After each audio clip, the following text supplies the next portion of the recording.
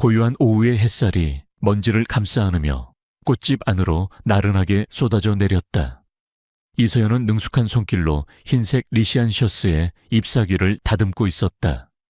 낡았지만 정갈한 나무 작업대 위에는 방금 손질을 마친 꽃들이 저마다의 색으로 소박한 아름다움을 뽐냈다. 꽃이 그녀의 세상이었고 향기가 그녀의 언어였다. 세상의 소음은 유리문 저편에 있었고 이 작은 공간은 그녀만의 평온한 선격이었다. 그때 문에 달린 작은 종이 첨가하지만 날카로운 소리를 내며 울렸다. 평온은 깨졌다. 가게 안으로 들어선 건 봄을 찾는 손님이 아니었다. 잘 재단된 검은색 정장을 입은 2명의 남자가 먼저 들어와 양쪽으로 비켜섰고 그들 사이로 냉기마저 감도는 비현실적인 아우라의 남자가 모습을 드러냈다. 강지훈이었다. 대한민국 경제의 심장을 쥐고 흔드는 JQ그룹의 총수. 그의 얼굴은 감정 없이 조각된 대리 석상 같았고 눈은 모든 것을 꿰뚫어 보면서도 어떤 것도 담지 않는 짙은 흑요석이었다. 그리고 그의 손을 잡고 있는 작은 아이. 강민준. 아이는 아버지의 축소판처럼 값비싼 옷을 입고 있었지만 눈은 텅 비어 있었다. 마치 세상의 모든 색과 소리가 차단된 자신만의 무채색 공간에 갇힌 듯 했다. 지훈의 핸드폰이 짧게 진동했다. 그는 미간을 찌푸리며 전화를 받았다. 그의 목소리는 낮고 차가웠으며 그가 내뱉는 단어들은 수백억의 돈을 움직이고 있었다. 서연은 자신도 모르게 숨을 죽였다. 이 작은 꽃집은 그들이 있을 공간이 아니었다. 모든 것이 어색하고 위태로웠다. 그 사이 아이는 아버지의 손을 놓고 정처 없이 가게 안을 둘러보기 시작했다. 아이의 발걸음은 소리가 없었다. 텅 빈 눈동자가 꽃들을 향했지만 그 어떤 것에도 머무르지 않았다. 그러다 노란색 프리지아 다발 앞에서 아이의 걸음이 멈췄다. 작고 가냘픈 꽃송이들이 아이를 향해 고개를 내밀고 있는 듯했다. 서연은 아이에게서 눈을 뗄 수 없었다. 부유함 속에서 자라는 아이의 외로움이 유리처럼 투명하게 비쳐 보였다. 그녀는 조심스럽게 자리에서 일어나 아이에게 다가갔다. 그녀는 아이의 값비싼 옷이나 배경 따위는 신경 쓰지 않았다. 그저 상처받은 작은 영혼이 보일 뿐이었다. 그녀는 아이의 눈높이에 맞춰 무릎을 꿇었다. 그리고 가장 예쁘게 핀 프리지 한 송이를 조심스럽게 꺼내 아이에게 내밀었다. 그녀는 아무 말도 하지 않았다. 그저 희미하게, 그러나 세상의 모든 온기를 담은 듯한 미소를 지었을 뿐이다. 그 미소는 어떤 계산도, 어떤 의도도 없는 그저 피어나는 꽃과 같은 순수함 그 자체였다.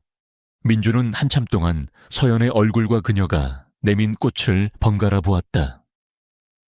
아이의 텅 빈 눈동자에 아주 희미한 빛이 마치 꺼져가는 불씨가 다시 타오르려는 듯 미세하게 흔들렸다. 아이는 천천히, 아주 천천히 작은 손을 뻗어 꽃을 받아 들었다. 그리고 그 순간 아이의 시선이 서연의 얼굴에 고정되었다. 아이의 입술이 아주 미세하게 떨리기 시작했다. 무언가 아주 오랫동안 잊혔던 단어를 발음하려는 듯 메마른 옹달샘에서 첫 물방울이 솟아나오듯 작은 소리가 새어나왔다. 그리고 마침내 그 소리가 단어가 되어 꽃집의 고요한 공기를 갈랐다. 엄마? 정적. 시간이 멈췄다. 세상의 모든 소음이 사라졌다. 꽃잎에 내려앉던 햇살도, 거리의 자동차 소리도, 심지어 서연 자신의 심장 소리마저도 들리지 않았다. 오직 그 한 단어만이 공간을 가득 메우고 있었다. 통화를 하던 강지훈의 손에서 값비싼 스마트폰이 바닥으로 떨어졌다. 둔탁한 파열음이 울렸지만 그는 신경 쓰지 않았다.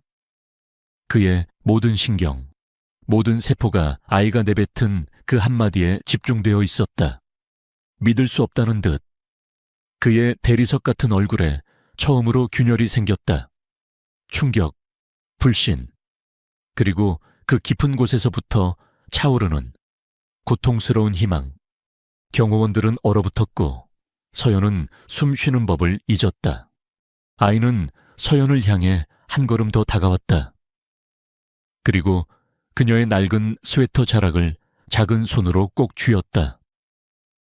아이는 다시 한번 조금 더 분명한 목소리로 말했다. 엄마, 2년이었다. 아내가 세상을 떠난 그 끔찍한 사고 이후 아이가 말을 잃어버린 지 2년.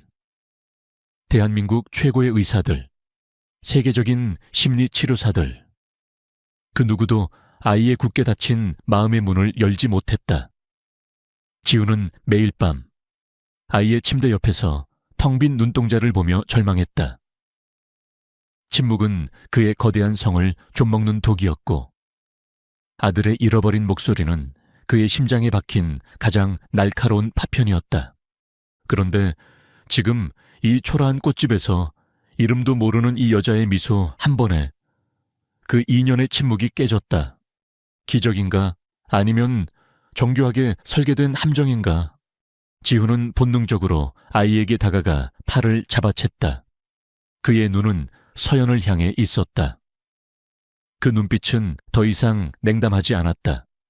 그 안에는 경계심과 의심, 그리고 모든 것을 태워버릴 듯한 절박함이 뒤섞여 있었다. 그는 서연의 모든 것을 꿰뚫어 보려는 듯, 그녀의 존재 자체를 해부하려는 듯 집요하게 그녀를 응시했다. 아니에요. 나는... 서연은 자신도 모르게 뒷걸음질 쳤다. 남자의 눈빛은 마치 날카로운 칼날 같아서 그녀의 영혼을 베어버릴 듯했다. 그녀는 그저 아이가 안쓰러워 꽃 한 송이를 건넸을 뿐이었다. 지훈의 소나귀에서 벗어나려는 듯 민준이 울음을 터뜨렸다. 아이는 서연을 향해 필사적으로 손을 뻗었다. 엄마, 엄마, 울음 섞인 아이의 목소리는 서연의 심장을 후벼 팠다. 가자. 지훈은 단호하게 아이를 끌어당겼다. 그는 거의 아이를 안다시피 하여 일으켜 세웠다. 민준의 울음소리는 더욱 커졌고 작은 몸은 서연에게서 멀어지지 않으려 발버둥 쳤다. 꽃집은 순식간에 아이의 서러운 울음소리로 가득 찼다. 문을 나서기 직전 지훈이 멈춰 섰다.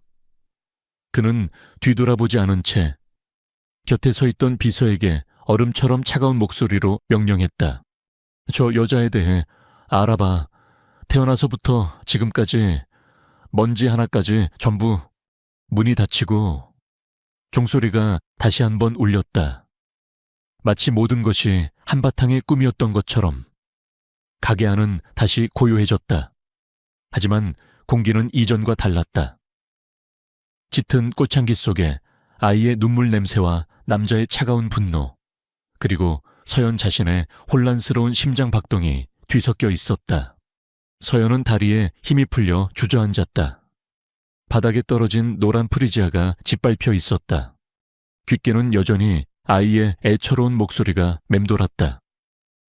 엄마. 그리고 눈앞에는 그녀의 모든 것을 파헤치려는 듯한 남자의 집요한 눈빛이 어른거렸다.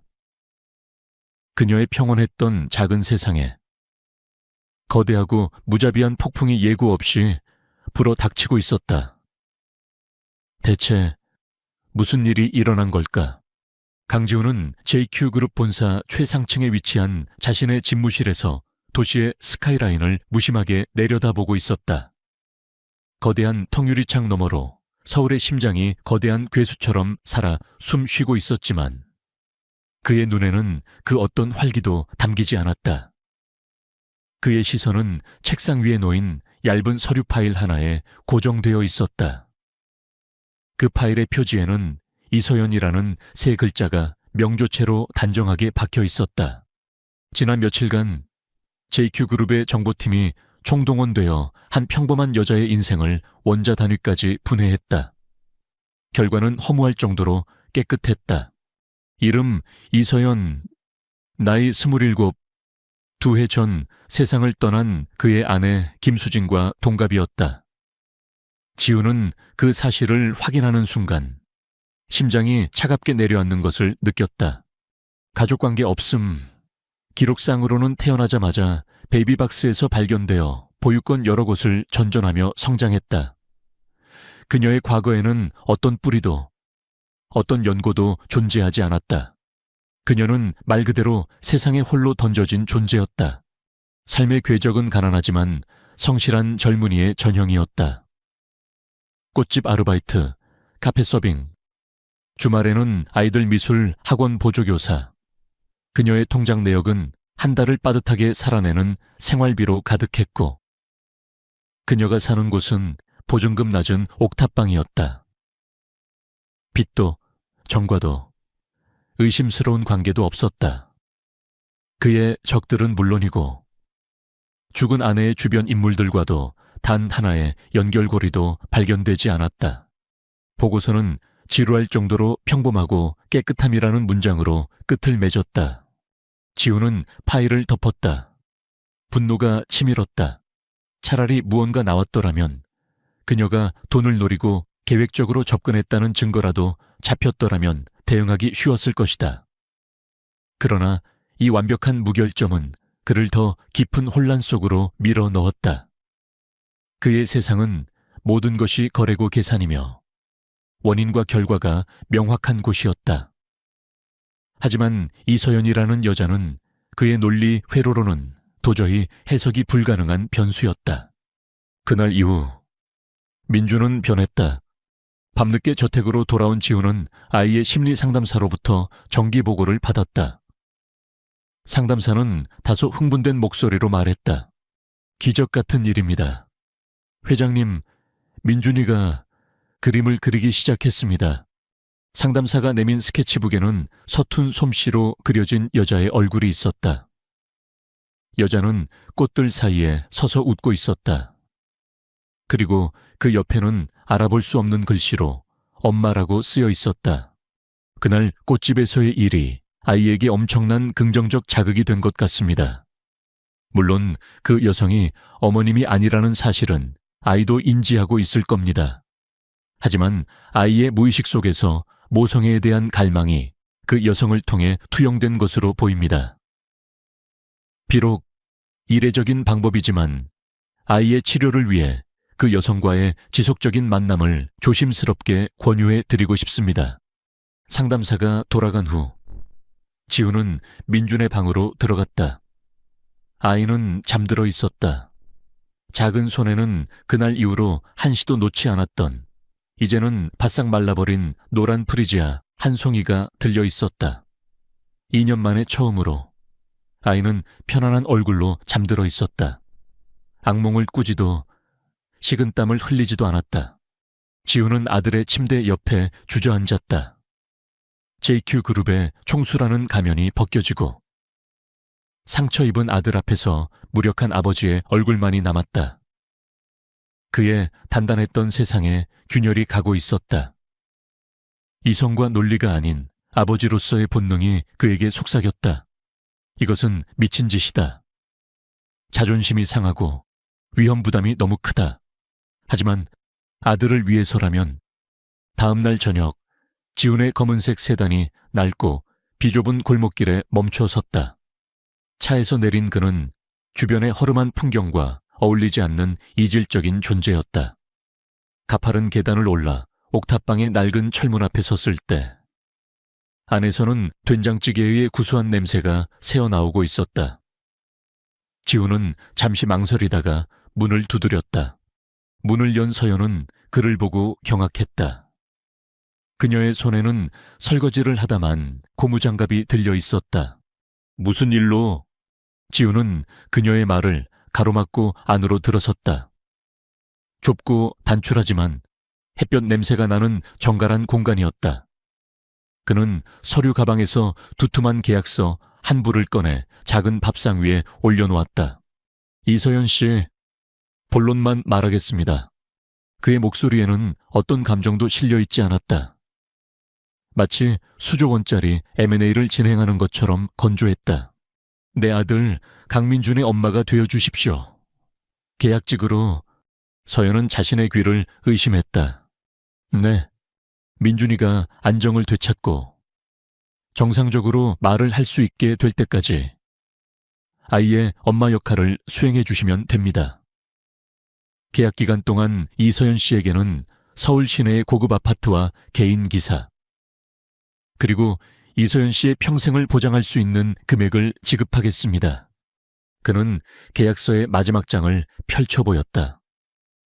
그곳에는 서연이 평생 만져볼 수도 없을 만큼 거대한 액수가 적혀 있었다. 서연의 얼굴에서 핏기가 가셨다. 충격은 곧 분노로 바뀌었다. 그녀의 눈에 눈물이 고였다. 지금 돈으로 엄마를 사겠다는 건가요? 상처받은 아이의 마음을 가지고 장난치는 거예요. 그녀의 목소리가 떨렸다. 이건 장난이 아닙니다. 비즈니스입니다. 이서연 씨는 감정 노동을 제공하고 저는 그에 대한 합당한 대가를 지불하는 겁니다. 나가주세요. 서연은 문을 가리켰다. 당신 같은 사람과 더 이상 할 말 없어요. 당신 아들이 불쌍하네요. 돈이면 다 되는 줄 아는 아버지를 둬서. 그녀의 말은 날카로운 비수 같았지만 지훈의 표정에는 변화가 없었다. 그는 이런 반응을 예상했다는 듯 말없이 태블릿 PC를 꺼내 화면을 켰다. 화면에는 어둡고 넓은 방, 침대 위에 홀로 앉아있는 민준의 모습이 보였다. CCTV 라이브 영상이었다. 아이는 잠에서 깬 듯했다. 그리고 그 작은 손에 들린 시든 프리지아를 보며 알아들을 수 없는 작은 목소리로 무언가를 계속해서 속삭이고 있었다. 엄마, 엄마. 아이는 울고 있지 않았다. 하지만 그 모습은 세상 그 어떤 울음보다도 서럽고 아팠다. 거대한 성에 갇혀 그리움을 속삭이는 작은 왕자님 같았다. 서연의 모든 분노와 저항이 그 순간 모래성처럼 무너져 내렸다. 그녀의 심장이 아릿하게 조여왔다. 저 아이에게 필요한 것은 돈으로 살 수 있는 화려한 장난감이나 넓은 방이 아니었다. 그저 따뜻한 청아, 다정한 목소리, 자신을 봐주는 눈길이었다. 그녀의 눈에서 뜨거운 눈물이 뺨을 타고 흘러내렸다. 이건 더 이상 오만한 남자와의 자존심 싸움이 아니었다. 상처 입은 작은 아이에 대한 문제였다. 서연은 천천히 고개를 들어 지훈을 보았다. 그의 눈은 여전히 차가웠지만 그 깊은 곳에서 희미하게 흔들리는 절박함을 보았다. 그 역시 아버지라는 이름의 감옥에 갇힌 가여운 사람이었다. 밥상 위에는 그녀의 인생을 통째로 바꿀 수 있는 계약서가 놓여 있었다. 그녀의 평범하고 조용했던 삶은 이제 막다른 길에 다다랐다. 그녀는 떨리는 목소리로 거의 속삭이듯 말했다. 알겠어요. 할게요. 이서연의 작은 여행 가방 바퀴가 대리석 바닥 위에서 유난히 크고 서툰 소리를 냈다. 그녀는 거대한 저택의 현관에 서서 마치 다른 행성에 불시착한 사람처럼 모든 것을 낯설게 둘러보았다. 높고 화려한 천장, 벽에 걸린 추상화, 차가운 공기 속에 희미하게 떠다니는 소독약 냄새. 이곳은 사람이 사는 집이라기보다는 모든 온기가 박제된 거대한 박물관 같았다. 이쪽입니다. 나이가 지긋한 집사가 그녀를 차갑고 사무적인 태도로 맞았다.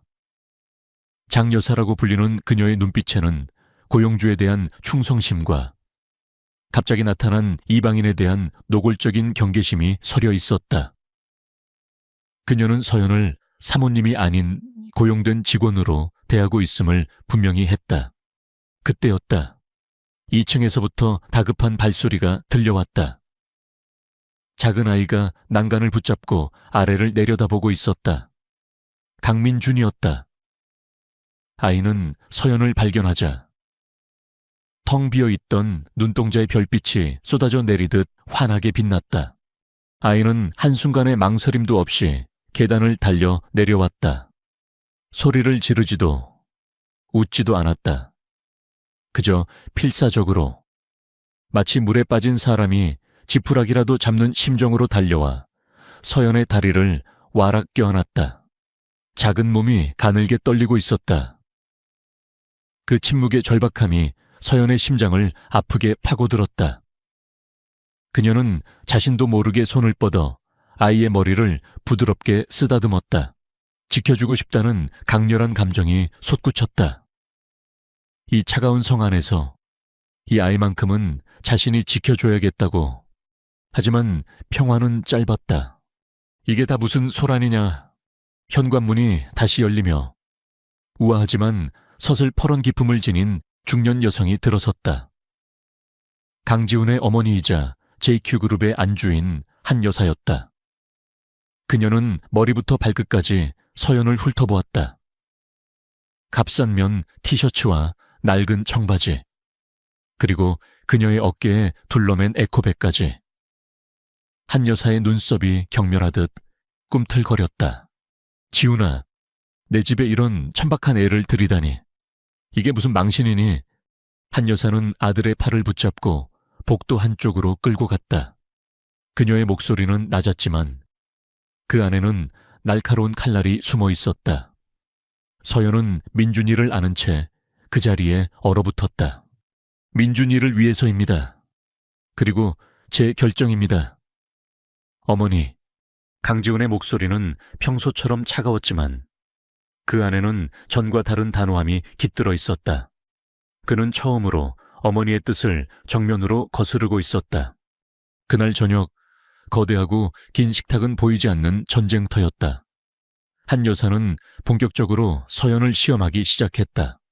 어느 집안 딸인지 정도는 알아야 하지 않겠니? 부모님은 뭘 하시고? 그녀는 우아하게 와인을 마시며 마치 길가의 돌멩이를 묻듯 무심하게 질문을 던졌다. 모든 고용인들의 시선이 서연에게 쏠렸다. 서연은 잠시 포크를 내려놓았다.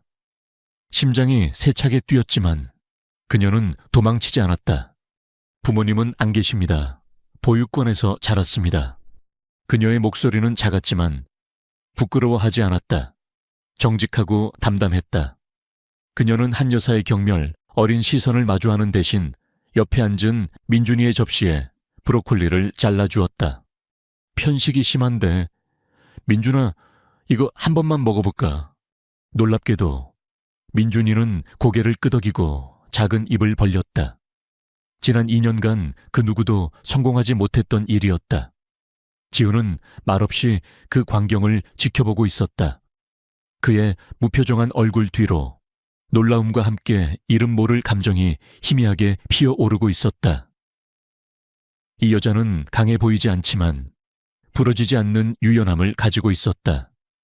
그리고 그 어떤 전문가보다도 아들의 마음을 여는 방법을 알고 있었다. 가장 큰 문제는 잠자리였다. 민준이는 자기 방으로 돌아가는 것을 완강히 거부했다.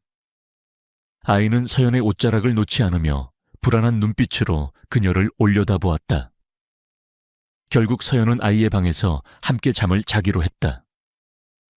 우주선처럼 넓고 화려한 아이의 방은 오히려 위압감을 주었다. 민준이는 침대에 누워서도 한참을 뒤척였다. 서연은 아이의 등을 부드럽게 토닥여 주었다. 그리고 자신도 모르게 아주 오래된 자장가를 흥얼거리기 시작했다. 어디서 배웠는지, 누구에게 들었는지 기억나지 않았다. 그저 아주 어릴 적 아늑하고 따스했던 품속에서 들었던 것 같은 희미하고 그리운 멜로디였다. 잘 자라 우리 아가 앞들과 뒷동산에 노랫소리는 기적처럼 아이의 불안을 잠재웠다. 민준이의 눈꺼풀이 서서히 무거워졌고 이내 고른 숨소리를 내며 깊은 잠에 빠져들었다. 서연은 잠든 아이의 얼굴을 보며 희미하게 미소 지었다. 그때 살짝 열려있던 방문 틈으로 그 모습을 지켜보던 강지훈의 몸이 그대로 굳어버렸다. 그의 온몸에 소름이 돋았다. 머릿속이 새하얗게 비는 듯한 충격. 저 멜로디, 죽은 아내. 수진이 가끔씩 흥얼거리던 바로 그 자장가였다. 그녀는 잃어버린 어린 시절에서 희미하게 기억나는 유일한 노래라고 했었다. 지우는 그때까지 그저 평범한 옛날 자장가 중 하나라고 생각하며 대수롭지 않게 넘겼었다. 그런데 지금 생면부지의 이소연이라는 여자의 입에서 그 노래가 흘러나오고 있었다. 단순한 우연이라고 하기에는 너무나도 기묘했다. 마치 맞춰지지 않은 채 흩어져 있던 과거의 퍼즐 조각 하나가 전혀 예상치 못한 곳에서 섬광처럼 나타난 것 같았다. 지우는 닫힌 방문을 응시한 채 한 발짝도 움직일 수 없었다. 그의 머릿속에서 이성과 논리로 쌓아 올린 견고한 벽이 무너져 내리기 시작했다. 이소연이라는 여자는 더 이상 풀어야 할 문제가 아니었다. 그녀는 그의 가장 아픈 과거와 죽은 아내의 비밀과 직접적으로 연결된 혼란스럽고도 벗어날 수 없는 거대한 수수께끼가 되어 그의 심장을 옥죄어오고 있었다. 강지훈의 어머니, 한 여사의 공격은 집요하고 교묘했다. 그녀는 더 이상 서연에게 직접적으로 말을 걸지 않았다. 대신 그녀를 유령처럼 존재하지 않는 공기처럼 취급했다. 아침 식사 자리에서 그녀는 서연의 존재를 완벽하게 무시한 채 오직 민준에게만 과장된 애정을 쏟아부었다. 우리 강아지, 할미가 까준 새우 먹어볼까? 아이고, 잘 먹네. 하지만 아이는 할머니의 화려한 애정 공세에도 불구하고 조용히 자기 옆에 앉은 서연의 옷자락만 만지작거렸다. 아이의 미묘한 거절은 한 여사의 분노에 더욱 불을 지폈다. 아들의 단호한 태도 때문에 저 여자를 직접 쫓아낼 수는 없었지만 포기할 생각은 추호도 없었다. 한 여사는 재벌가의 오랜 전술을 꺼내들기로 마음먹었다. 더 강력한 카드로 보잘것없는 카드를 밀어내는 것. 그녀는 오랜 친분을 유지해온 태양그룹의 사모님에게 전화를 걸었다. 두 집안 사이에는 오래전부터 두 자녀 강지훈과 방유라를 언젠가 맺어주자는 암묵적인 약속이 있었다.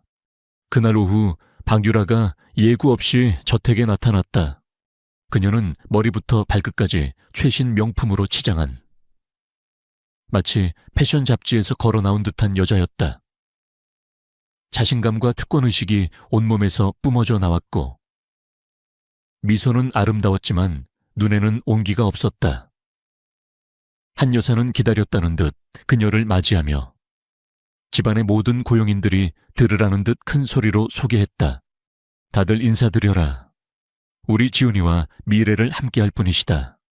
한 여사는 거실에서 이 불편한 대면식을 기획했다. 박유라는 소파에 우아하게 다리를 꼬고 앉아 맞은편에 민준이를 무릎에 앉히고 앉은 서연을 위아래로 훑어보았다. 아, 이분이 회장님께서 아드님을 위해 고용했다는 그 치료사분이신가 봐요. 그녀의 목소리는 꿀처럼 달콤했지만 그 안에는 날카로운 가시가 숨어 있었다. 그녀는 서연을 엄마 대행이 아닌 치료사 혹은 부모로 칭하며 의도적으로 격을 낮췄다. 회장님의 자선 활동에 무척 감사해야겠어요. 아무나 이런 다저택에서 생활하는 경험을 할 수 있는 건 아니잖아요. 그렇죠. 모욕적인 말이었다. 서연은 얼굴이 화끈거렸지만 아무 대답도 하지 않았다. 그녀는 그저 자신에게 바짝기 된 민준이의 등을 부드럽게 쓸어주었다. 그녀의 침묵은 박유라를 더욱 자극했다. 박유라는 작전을 바꿔 최첨단 로봇 장난감이 담긴 화려한 쇼핑백을 민준이 앞에 내밀었다. 민준아, 이리 와볼래. 이모가 우리 민준이를 위해 엄청난 선물을 가져왔는데. 그녀는 상냥한 목소리로 아이를 불렀지만 민준이는 오히려 서연의 품속으로 더 깊이 파고들었다. 아이의 눈에는 낯선 이에 대한 공포와 거부감이 뚜렷했다. 값비싼 로봇 장난감은 바닥에 버려진 채 아무런 관심도 받지 못했다. 바로 그 순간 현관문이 열리며 강지훈이 들어섰다. 그는 순식간에 거실의 모든 기류를 파악했다. 어머니의 의기양양한 미소, 박유라의 어색하게 굳은 얼굴, 굴욕을 견디고 있는 서연의 창백한 표정, 그리고 겁에 질린 아들의 떨림까지 그의 눈에 차가운 분노가 서렸다. 이 모든 것은 자신과 한마디 상의도 없이 벌어진 일이었다. 자신의 영역이 침범당했고 무엇보다 자신의 아들이 고통받고 있었다. 그는 어머니나 박율에게 먼저 다가가지 않았다. 그는 망설임 없이 곧장 서연과 민준이에게로 걸어갔다. 그리고 아들의 어깨를 감싸 안으며 보호하듯 자신의 뒤로 살짝 숨겼다. 그러고 나서야 그는 박유라를 향해 돌아섰다. 그의 목소리에는 단 한 줌의 온기도 남아있지 않았다. 박유라 씨, 내 집에 초대한 기억이 없는데. 그리고 누가 됐든 내 아들을 불안하게 만드는 건 용납 못합니다. 그는 말을 마친 후 모든 사람이 들을 수 있을 만큼 분명한 목소리로 덧붙였다. 그의 시선은 서연을 향해 있었다. 계약은 아직 유효합니다. 누구도 민준이 엄마를 불편하게 만들지 마시오. 정적이 흘렀다. 그의 공개적인 선언은 모두에게 충격이었다. 비록 계약 관계라는 단서를 달았지만 그는 사람들 앞에서 서연을 민준이 엄마라고 칭했다. 그것은 박유라와 어머니의 계략에 대한 완벽한 거절이자 서연의 지위를 자신의 아들과 동급으로 격상시킨 행위였다. 한 여사는 분노로 입술을 파르르 떨었고 박유라의 얼굴은 굴욕감으로 일그러졌다. 그녀는 소리 없이 일어나 들고 왔던 쇼핑백은 챙기지도 않은 채 저택을 뛰쳐나가듯 떠났다. 순식간에 넓은 거실에는 지훈과 서연, 그리고 민준, 세 사람만 남았다.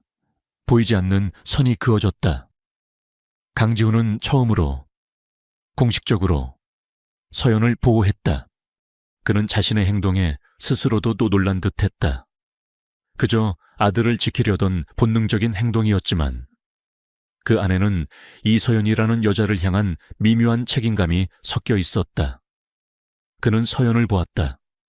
그의 눈빛은 더 이상 의심 많은 고용주의 것이 아니었다. 그보다 훨씬 더 복잡하고 정의 내릴 수 없는 무언가였다. 서연 역시 그를 바라보았다. 그녀의 눈에는 고마움과 함께 더 깊어진 혼란이 담겨 있었다. 두 사람 사이의 차가운 계약 관계에 아주 작지만 뜨거운 균열이 생겨나고 있었다. 몇 주가 흘렀다. 박유라가 폭풍처럼 다녀간 후 저택에는 어색한 평화가 찾아왔다. 한 여사는 며느리감 후보를 잃은 분노를 애써 감추며 자리를 비우는 날이 많아졌고 덕분에 서연은 숨통이 트였다. 강지훈과 서연 사이에는 여전히 보이지 않는 벽이 있었지만 이전 같은 날 선 긴장감은 아니었다. 가장 큰 변화는 민준이에게서 나타났다. 아이는 눈에 띄게 밝아졌고 서연에게만큼은 물 줘, 빵 먹어 같은 두 단어로 된 문장을 말하기 시작했다. 기적 같은 변화에 고무된 심리상담사는 새로운 제안을 했다. 억압적인 저택 환경을 벗어나 가족 단위의 유대감을 강화할 수 있는 외부 활동을 해보라는 것이었다. 예를 들면 소풍 같은 것, 가족 소풍. 그 단어는 회의실과 계약서에 익숙한 강지훈에게는 너무나 이질적이고 불편한 것이었다. 그는 당연히 거절하려 했다. 하지만 서연이 우리 도시락 싸서 소풍 갈까라고 묻는 순간 반짝이던 민준이의 희망, 어린 눈빛을 본 그는 차마 안 된다는 말을 할 수가 없었다. 그의 견고한 갑옷에 또 하나의 균열이 생기는 순간이었다. 소풍 준비는 서연과 민준이의 몫이었다. 저택의 거대하고 전문적인 주방에 처음으로 소박한 집밥의 온기가 퍼졌다. 서연은 서툰 솜씨로나마 김밥을 말고 샌드위치를 만들었다. 민준이는 높은 의자에 앉아 매료된 듯 그 모습을 지켜보며 가끔 그녀가 부탁하는 당근 조각을 건네주었다. 아침 햇살 속에서 함께 도시락을 준비하는 두 사람의 모습은 너무나 자연스럽고 평화로웠다. 문기둥에 기대어 자신도 모르게 그 모습을 지켜보던 지훈의 가슴에 이상한 통증이 느껴졌다.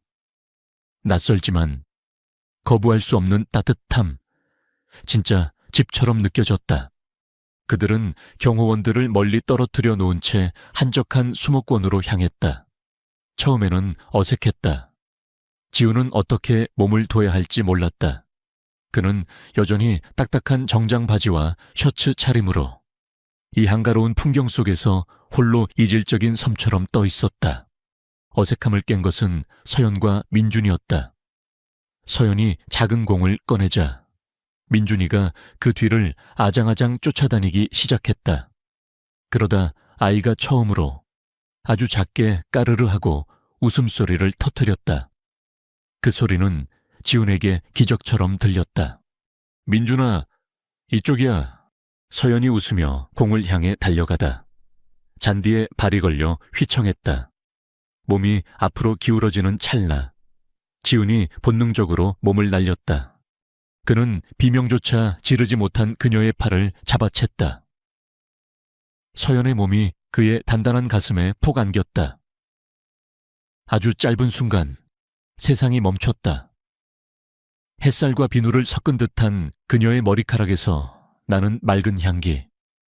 아침에 김밥을 만들다 묻었을 볼에 작은 밥풀 자국.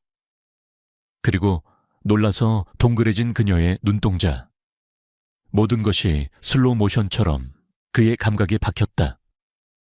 오래전에 죽었다고 생각했던 그의 심장이 쿵 하고 낯선 소리를 내며 떨어졌다. 그는 화들짝 놀라 그녀를 놓아주었다.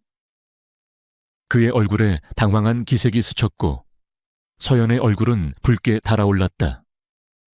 계획되지 않은 첫 번째 접촉은 두 사람 사이에 어색하지만 미묘한 파장을 남겼다. 소풍이 끝나고 짐을 챙길 무렵이었다. 민준이가 돗자리 위에 떨어진 지훈의 지갑을 주었다. 그 안에서 작은 사진 한 장이 팔랑이며 떨어져 내렸다. 환하게 웃고 있는 아내, 수진의 사진이었다. 민준이는 사진을 집어들었다.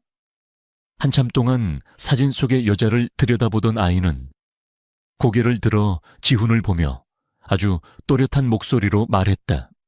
예쁜 이모. 그리고는 곧바로 서연을 향해 몸을 돌렸다. 아이는 해맑게 웃으며 서연을 손가락으로 가리켰다. 엄마 예뻐. 그 순간 지훈과 서연은 그 자리에 얼어붙었다. 아이의 말은 폭탄과도 같았다. 민준이는 두 사람을 혼동하고 있는 게 아니었다.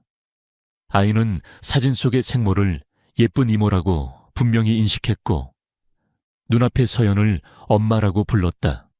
단순히 외모가 닮아서 서연을 엄마로 착각했을 것이라는 지훈의 마지막 남은 이성적인 추측이 산산조각 났다.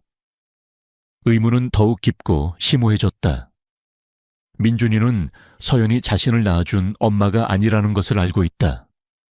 그렇다면 대체 왜 저토록 확신에 차서 그녀를 엄마라고 부르는 것일까? 이것은 단순한 닮음의 문제가 아니었다.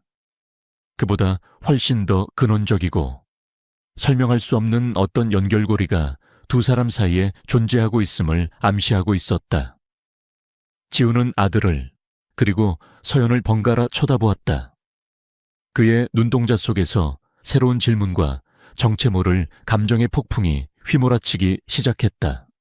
수목원에서 저택으로 돌아오는 차 안의 공기는 무겁게 가라앉아 있었다. 강지훈은 운전대를 잡은 차에 말이 없었다. 그의 머릿속에서는 민준이의 목소리가 끝없이 재생되고 있었다. 예쁜 이모와 엄마, 아이의 구별은 명확했다. 그것은 실수가 아니었다. 서연 역시 창밖의 풍경만 바라볼 뿐 입을 열지 않았다. 지훈의 혼란스러운 시선과 그날의 사건이 남긴 거대한 파장이 그녀를 짓누르고 있었다. 그날 밤 지훈은 처음으로 정보팀의 보고서를 믿지 않게 되었다. 그들이 놓친 것, 혹은 그들이 결코 파고들 수 없는 진실이 존재할 것이라는 강한 예감이 들었다. 그는 비서를 퇴근시킨 뒤 지난 2년간 단 한 번도 열지 않았던 방문 앞에 섰다. 죽은 아내 김수진과 함께 썼던 침실이었다. 문이 열리자 시간이 멈춘 공간이 그를 맞았다. 모든 것이 아내가 떠나던 날 그대로였다. 먼지 하나 없이 완벽하게 보존된 그의 슬픔이 담긴 아름다운 무덤. 옷장 안에는 그녀의 옷들이, 침대 옆 탁재는 그녀가 마지막으로 읽던 책이 놓여 있었다. 예리한 고통이 심장을 찔렀지만 이번에는 달랐다.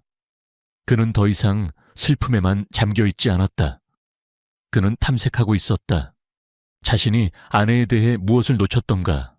그에게 수지는 유복한 집안 양부모의 집안에서 자란 다정하지만 어딘가 슬퍼 보이는 여자였다. 그는 그녀가 입양되기 전의 과거에 대해 아는 것이 거의 없다는 사실을 새삼 깨달았다. 그녀는 그 시절을 안개 같은 기억이라고 부르며 거의 이야기하려 하지 않았다. 그는 아내의 낡은 보석함으로 다가갔다. 그가 사준 화려한 보석들 아래 바닥에 숨겨진 작은 공간이 있었다. 그 안에서 이질적인 물건 하나가 나왔다. 낡고 소박한 은비녀였다. 값비싸 보이지도 않는 단순한 은혜. 작은 꽃 모양이 투박하게 새겨져 있었다. JQ그룹의 안주인으로서의 삶과는 전혀 어울리지 않는 명백히 그녀의 과거에서 온 물건이었다. 지우는 스탠드 불빛 아래에서 비녀를 자세히 들여다보았다. 거의 달아 보이지 않을 정도로 비녀의 뒷부분에 아주 작은 문양이 새겨져 있었다. 알파벳도 흔한 문양도 아니었다. 두 개의 나무잎이 서로를 감싸며 하나의 원을 이루는 모양. 어디선가 본 듯 희미하게 익숙했지만 그는 그것이 무엇인지 알 수 없었다. 그것은 수진의 감춰진 과거로 향하는 유일한 실체적인 단서였다. 며칠 후 지우는 홈오피스에서 서류를 검토하고 있었다. 서연이 조용히 들어와 그의 책상 위에 차를 내려놓았다. 바로 그 순간 그녀의 스웨터 소매가 살짝 위로 올라갔다. 그리고 지훈의 눈에 들어왔다. 그녀의 가느다란 손목. 그곳에는 낡은 목걸이가 팔찌처럼 감겨 있었다.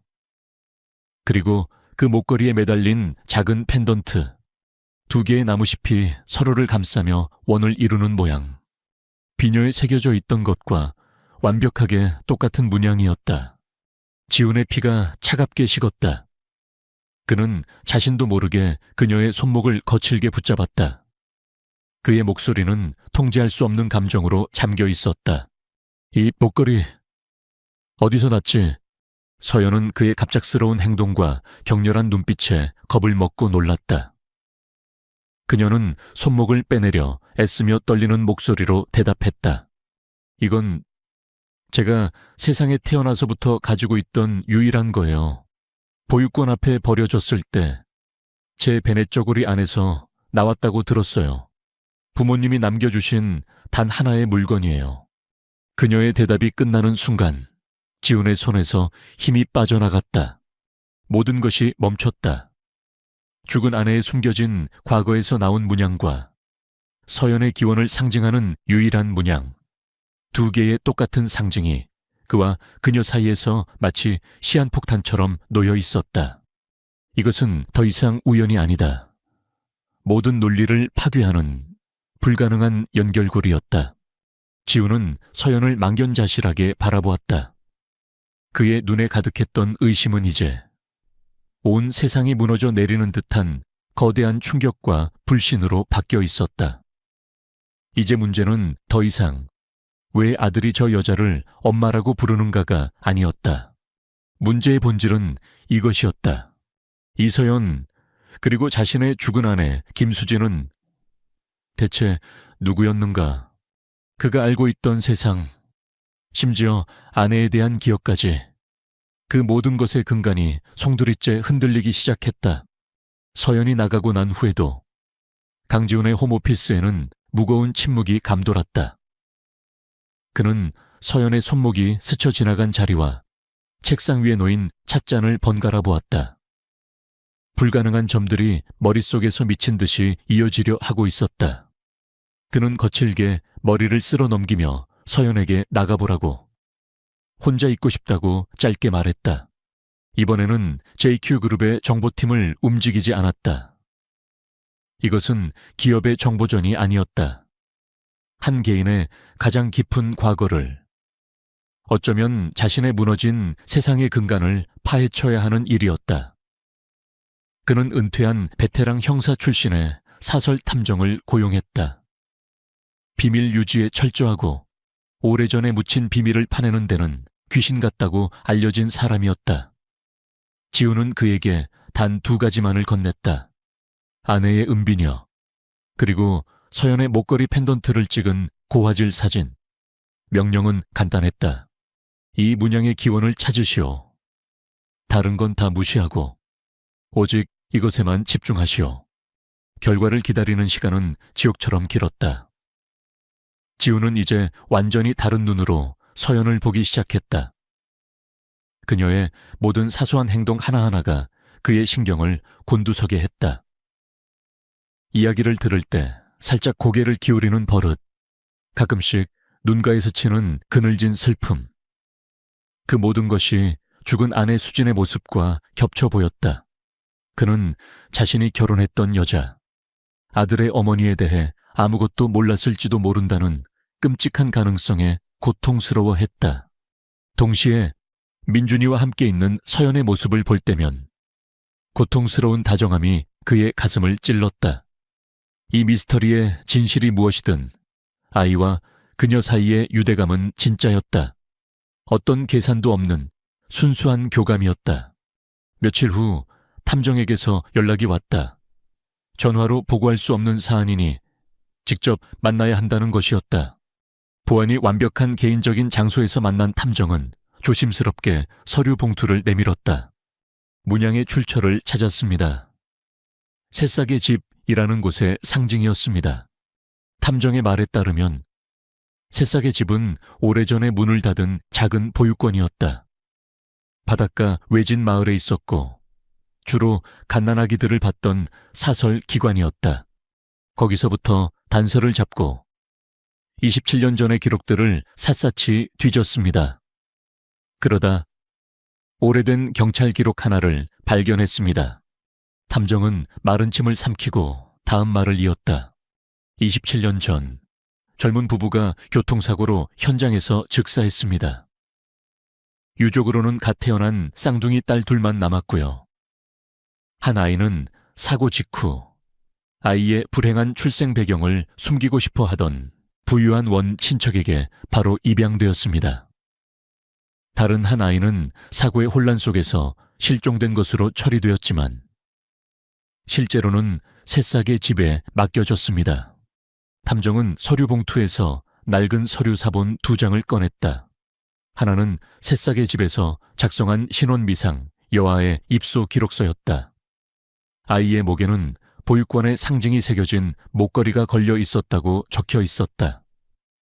그 아이가 이서연이었다. 다른 하나는 김수진의 비공개 입양 서류 사본이었다. 그녀는 그 사고에서 살아남은 또 다른 쌍둥이, 부유한 양부모에게 입양된 그 아이였다. 세상이 무너져 내렸다. 김수진과 이서연은 쌍둥이 자매였다. 죽은 아내에게는 존재조차 몰랐던 쌍둥이 동생이 있었고 그 동생이 지금 자신의 집에서 자신의 조카를 돌보고 있었다. 모든 퍼즐 조각이 잔인할 정도로 명확하게 맞춰졌다. 서연이 무의식 중에 흥얼거렸던 자장가는 2사람이 헤어지기 전 아주 희미하게 공유했던 윤영이의 기억이었다. 서로를 닮은 외모는 단순한 우연이 아니라 거울의 양면과도 같은 필연이었다. 그리고 민준이 심장이 갈갈이 찢기는 것 같은 깨달음이 밀려왔다. 아이는 2사람을 혼동한 게 아니었다. 그것은 깊고 원초적이며 본능적인 인식이었다. 아이의 영혼이 제 어머니의 잃어버린 반쪽을 알아본 것이었다. 어쩌면 아이는 이모의 눈동자 속에서 익숙한 엄마의 영혼을 본 것인지도 몰랐다. 엄마라는 부름은 대상을 착각한 외침이 아니라 시공간을 초월한 깊은 연결에 대한 확인이었던 것이다. 지우는 거대한 죄책감에 휩싸였다. 수진과 몇 년을 함께 살면서도 그는 그녀의 깊은 외로움과 비밀을 전혀 알지 못했다. 그녀의 눈가에 항상 머물던 그늘의 정체는 잃어버린 반쪽에 대한 무의식적인 그리움이었다. 그는 운명의 잔인함에 치를 떨었다. 수진은 평생 자신의 동생을 찾아 헤맸을지도 모른다. 그리고 그들은 결국 죽음이라는 비극을 통해서야 겨우 이어지게 된 것이다. 지우는 탐정이 떠난 후에도 한참 동안 차 안에 홀로 앉아 있었다. 조수석에는 두 자매의 비극적인 운명이 담긴 서류 파일이 놓여 있었다.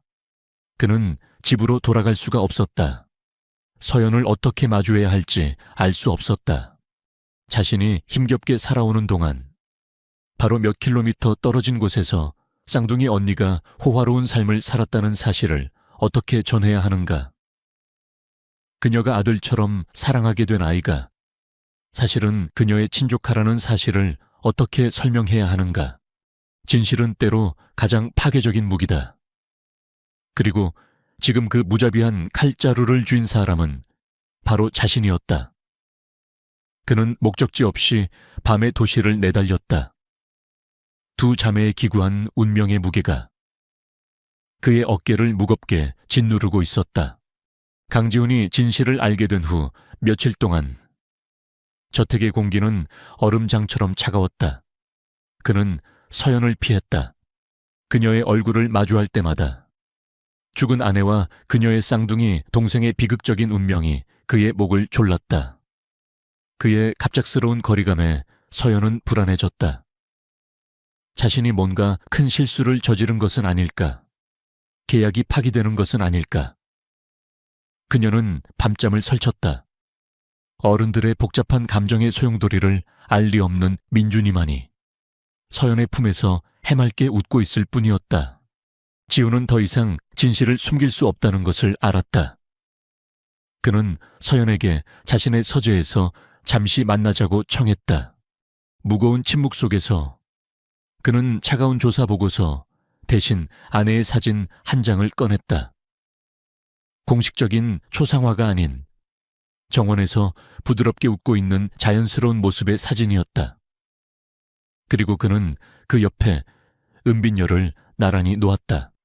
이 사람이 제 아내 김수진입니다. 서연은 사진 속 여자를 보았다. 자신과 섬뜩할 정도로 닮았지만 그 이상의 무언가가 있었다. 설명할 수 없는 이끌림, 아련한 그리움 같은 감정. 지우는 그녀의 목걸이에 대해, 고아로 살아온 시간에 대해 조심스럽게 물었다. 그리고 마침내 그는 끔찍했던 사고와 엇갈린 운명, 그리고 두 개의 다른 삶에 대해 차분히 이야기하기 시작했다. 진실은 물리적인 충격처럼 그녀를 강타했다. 그녀는 비명을 지르거나 울부짖지 않았다. 대신 깊고 고요한 슬픔이 그녀의 온몸을 적셨다. 평생 느껴왔던 정체 모를 외로움의 이름은 존재조차 몰랐던 언니의 부재였다. 그녀는 운명에게 속은 기분이었다. 만약 우리가 함께 자랐더라면, 만약 언니가 죽지 않았더라면 거대한 상실감이 그녀를 덮쳤다. 충격과 슬픔 속에서 그녀가 처음으로 내뱉은 말은 민준이는요 였다. 지훈이 고개를 끄덕이자 그녀는 곧장 민준이의 방으로 향했다. 그녀는 침대에서 장난감을 가지고 놀던 아이를 그저 말없이 아주 오랫동안 끌어안았다. 마침내 참았던 눈물이 터져 나왔다. 소리 없는 가슴 아픈 눈물이었다. 먼저 떠나보낸 언니에 대한 슬픔의 눈물이었고 자신의 친족해에 대한 주체할 수 없는 사랑의 눈물이었다. 이제 그녀와 아이의 관계는 더 이상 계약으로 묶인 것이 아니었다. 피와 공유된 상실감으로 단단히 봉인되었다. 자신의 어깨를 적시는 그녀의 뜨거운 눈물에 민준이는 작은 손으로 그녀의 등을 토닥였다. 그리고 아주 작은 목소리로 속삭였다. 엄마, 울지 마. 한편 굴욕감 속에서 쫓겨났던 박유라는 포기하지 않았다. 강지훈을 무너뜨리겠다는 집착은 그녀를 광기로 몰아가고 있었다. 그녀는 가문의 모든 정보력을 동원해 강지훈의 과거, 특히 김수진의 죽음에 얽힌 배경을 파헤치기 시작했다. 그리고 마침내 그녀는 헐거워진 실밥 하나를 찾아냈다. 김수진의 교통사고는 단순한 사고가 아니었다. 유라가 고용한 조사원은 사고를 낸 트럭의 브레이크가 사전에 조작되었을 가능성이 매우 높다는 사실을 알아냈다. 그리고 그 트럭 운전사의 계좌에서 나온 돈의 출처를 역추적한 결과 몇 달 전 JQ그룹에 의해 적대적 M&A로 무자비하게 짓밟혔던 경쟁사의 유령 회사와 연결된다는 것을 밝혀냈다. 원래 목표는 강지훈이었을 것이다. 하지만 그날 그 차를 운전한 것은 김수진이었다. 이것이 바로 유라가 찾던 무기였다. 강지훈이 직접적으로 개입했다는 증거는 없었다. 하지만 이야기를 비틀 수는 있었다. 강지훈 회장은 사업상의 보복 가능성을 충분히 인지하고 있었음에도 불구하고 아내에게 자신의 차를 운전하게 하여 사실상 방패막이로 삼았거나 최소한 비극을 막지 못한 중과실이 있다. 게다가 그녀는 이서연의 존재를 알게 되었다. 이것이 그녀의 잔혹한 계획을 완성시킬 마지막 독침이었다. 박유라는 자신의 호화로운 사무실 의자에 앉아 잔인한 미소를 지었다. 그녀의 앞에는 사고에 대한 정보가 담긴 파일과 민준이와 함께 웃고 있는 서연의 사진들이 놓여 있었다. 그녀는 비서에게 선정적이고 공격적인 기사로 유명한 특정 타블로이드 기자에게 이 정보들을 흘리라고 지시했다. 그녀의 계획은 거대한 대중적 스캔들을 만드는 것이었다. 비통한 남편 코스프레, 강지훈 회장, 아내의 죽음에 얽힌 추악한 비밀을 숨긴 채 그녀와 똑같이 생긴 가난한 쌍둥이 동생을 대리모로 이용하다. 공격은 양 갈래로 이루어질 것이다. 아내를 잃은 비운의 남편이라는 그의 공적인 이미지를 파괴하고 동시에 죄책감을 덮기 위해 힘없는 여성을 착취하는 비정한 괴물로 만드는 것. 거대한 폭풍이 바로 문 밖에서 몰아치고 있었다. 박유라가 터뜨린 폭탄은 정확하고 치명적이었다. JQ의 황제 강지훈 아내의 죽음, 똑 닮은 처제, 그리고 추악한 비밀. 자극적인 헤드라인의 기사는 온라인을 통해 전염병처럼 퍼져나갔다.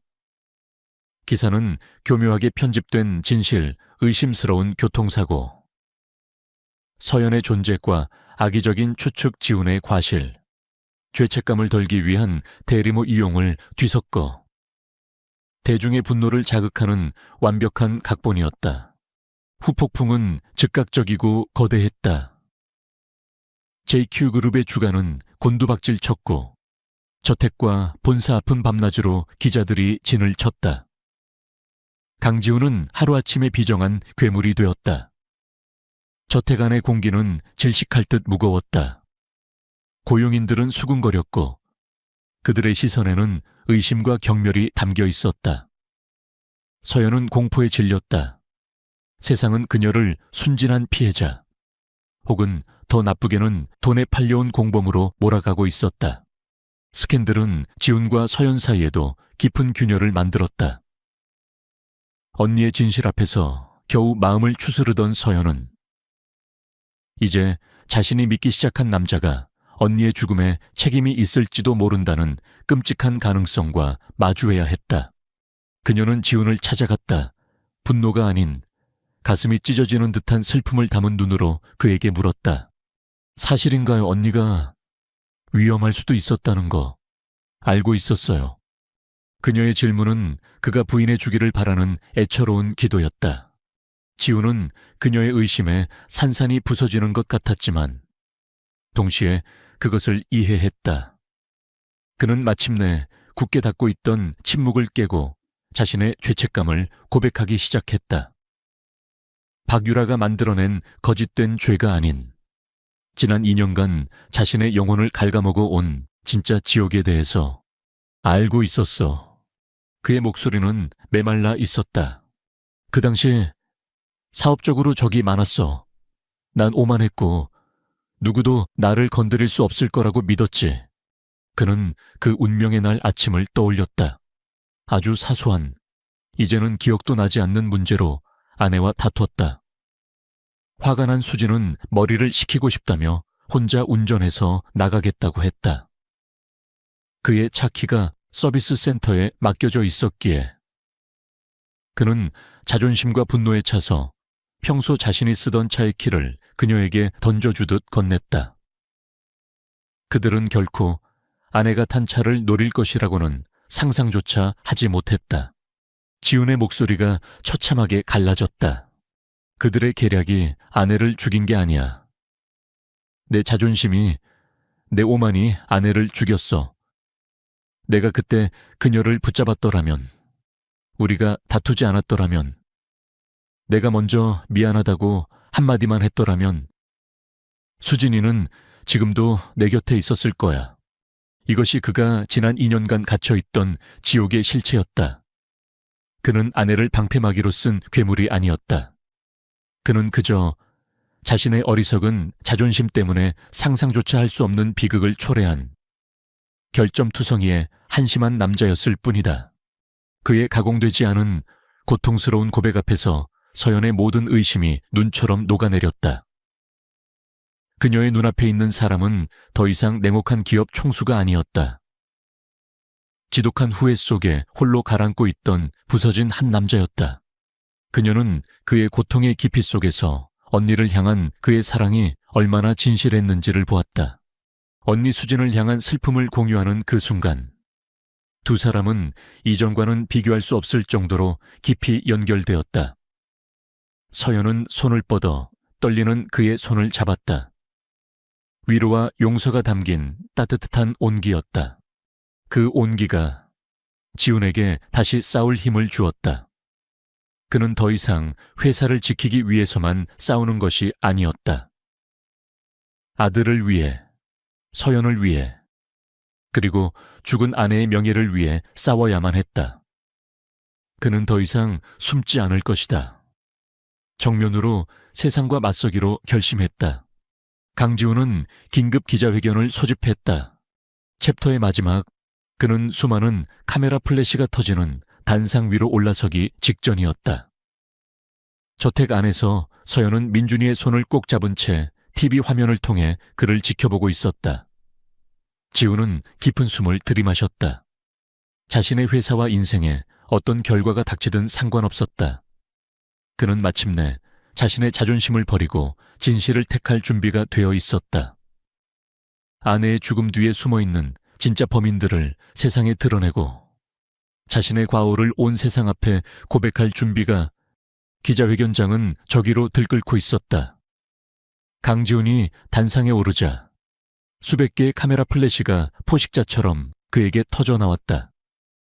그는 미리 준비된 원고를 보지 않았다. 그는 카메라 렌즈 너머 자신을 향해 쏟아지는 세상의 모든 비난을 정면으로 마주하며 입을 열었다. 그는 자신의 도덕적 과실과 오만함에 대해 먼저 고백했다. 아내와의 다툼, 그리고 그 비극적인 결과를 낳았던 자신의 어리석음에 대해 그는 세상을 향해, 그리고 먼저 떠난 아내를 향해 진심으로 사죄했다. 그의 꾸밈없는 고백에 소란스럽던 기자회견장은 순간 정적으로 휩싸였다. 그리고 그는 폭탄을 터뜨렸다. 그는 아내의 죽음이 단순한 사고가 아닌 명백한 살인이었음을 증명하는 반박 불가능한 증거들을 제시했다. 그의 팀이 확보한 트럭 운전사의 자백, 돈의 흐름이 담긴 계좌 기록, 통화 내역, 모든 증거는 그의 경쟁사 대표를 가리키고 있었다. 그는 또한 박유라가 개인적인 복수심으로 이 사실을 악의적으로 왜곡하고 언론에 유출했음을 폭로했다. 기자회견은 모든 판도를 뒤집었다. 여론은 비정한 괴물 강지훈에서 비극을 겪은 남편의 정의로운 싸움으로 급격하게 돌아섰다. 경찰은 그의 증거를 토대로 전면 재수사에 착수했고 경쟁사 대표와 박유라는 곧바로 소환되어 조사를 받았다. 정의는 더디지만 마침내 제 길을 찾아가기 시작했다. 세상이 격동에 휩싸인 동안 저택 안에서는 조용한 치유가 시작되고 있었다. 역설적이게도 이 끔찍한 스캔들은 지훈과 서연 사이에 남아있던 마지막 벽을 허물어 주었다. 그들은 더 이상 고용주와 직원이 아니었다. 하나의 슬픔을 공유하고 하나이를 함께 사랑하는 운명 공동체였다. 그들은 저녁마다 함께 이야기를 나누었다. 지훈은 아내로서의 수진을, 서연은 상상 속의 언니로서의 수진을 이야기하며 두 사람은 그들만의 방식으로 수진을 추억하고 애도했다. 그 과정 속에서 죽은 언니는 두 사람의 마음속에서 다시 살아났다. 모든 혼란으로부터 완벽하게 보호받은 민준이는 놀라운 속도로 회복했다. 아이는 이제 서연뿐만 아니라 지훈에게도 조금씩 말을 하기 시작했다. 어느 날 밤, 지훈이 아이를 침대에 눕히고 이불을 덮어주자 민준이는 아빠의 얼굴을 보며 처음으로 완전한 문장을 말했다. 아빠, 사랑해. 그 한마디에 지훈의 무너졌던 세상이 다시 세워지는 듯한 기쁨을 느꼈다. 가족은 그렇게 천천히 그러나 단단하게 치유되고 있었다.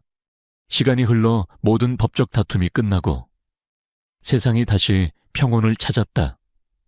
어느 화창한 오후, 지훈은 정원에서 민준이와 함께 꽃을 심고 있는 서연을 발견했다. 그녀는 언니 수진이 가장 좋아했던 라일락을 심고 있었다. 그는 더 이상 차가운 기업 총수가 아닌 사랑에 빠진 한 남자의 얼굴로 그녀에게 다가갔다.